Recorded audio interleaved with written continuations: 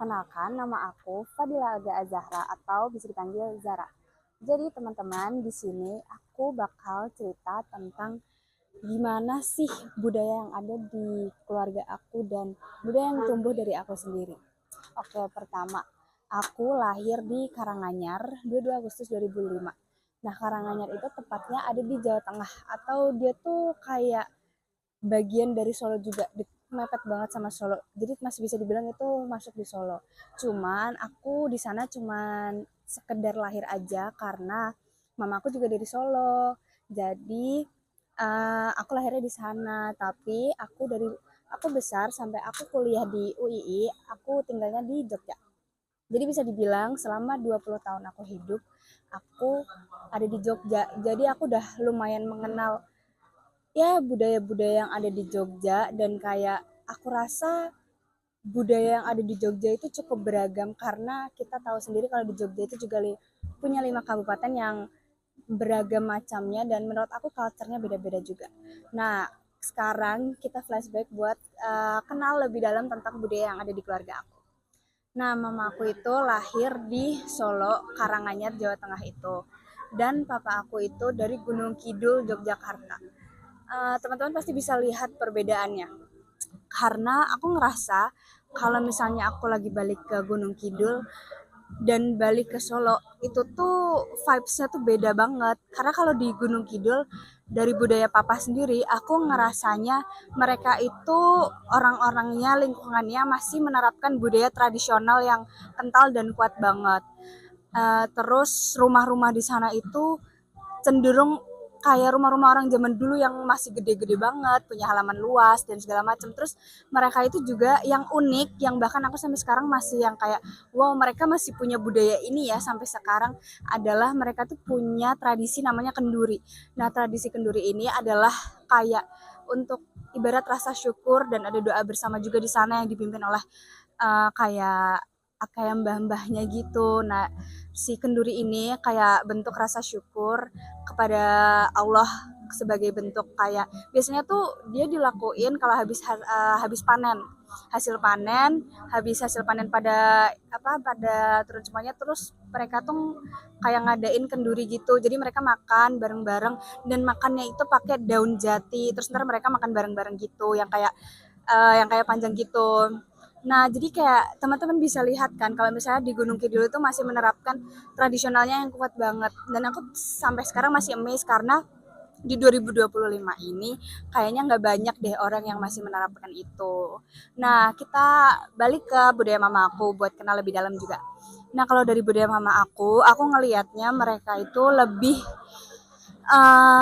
menerima modern yang ada di kehidupan sekarang ini. Jadi buat tradisi-tradisi kayak gitu tuh mereka sekedar tahu aja tapi nggak diteruskan. Jadi budaya yang mereka sekarang teruskan itu ya mengikuti zaman aja gitu.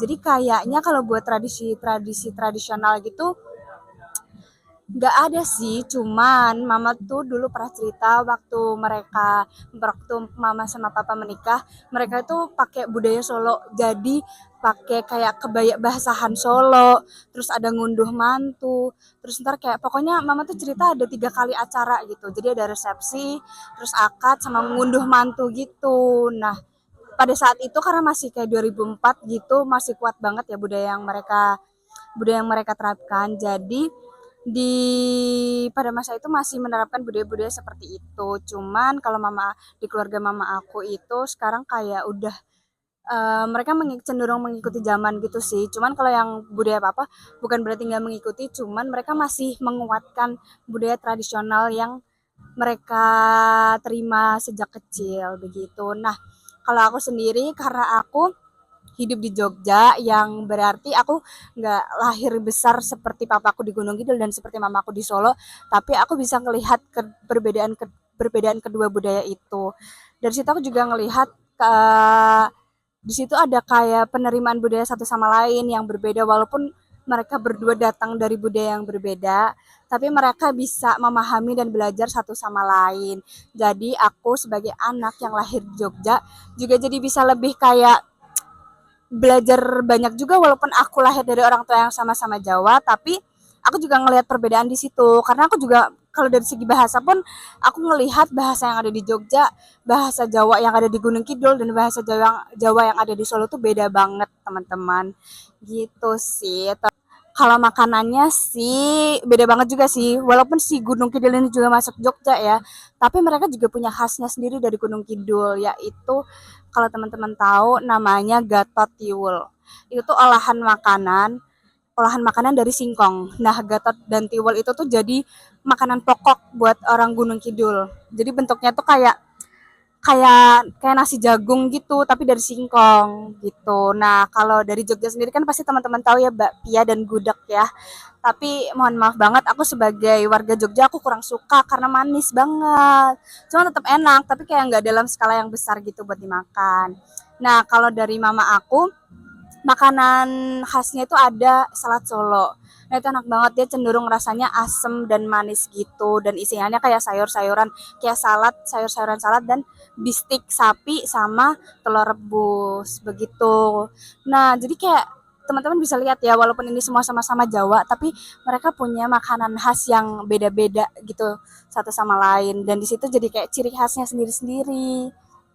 Begitu deh. Terus dari situ aku juga jadi belajar kalau misalnya perbedaan budaya yang ada tuh tetap bisa diterima oleh masyarakat yang ada di tempatnya masing-masing. Even kayak kalau misalnya aku ke Solo, aku jadi bisa cobain dan kenal budaya mereka juga. Kalau aku ke Gunung Kidul, aku juga jadi bisa ngerti ada budaya tradisional yang masih kental dan kuat banget. Aku juga jadi bisa ngerasain makanan-makanan yang pasti susah banget dibuat di kota-kota lain.